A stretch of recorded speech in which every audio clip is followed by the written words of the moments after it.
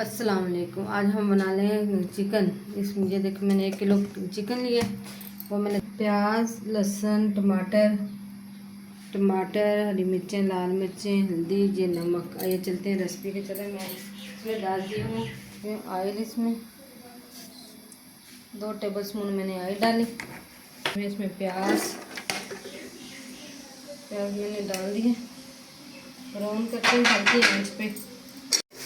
देखो जब प्याज ब्राउन हो गया माशाल्लाह, ये देख इसमें अंदर डालूंगी अब चिकन।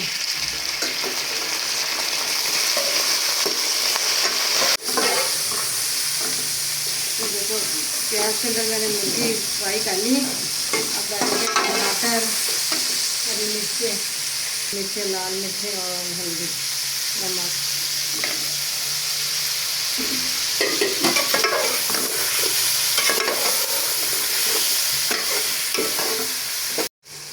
देखिए लीजिए हमारा चिकन सालन तैयार हो गया माशाल्लाह। ये कितनी अच्छी खुशबू आ रही है, बड़ा ही मज़ेदार लजीज। खाएंगे माशाल्लाह मज़े से।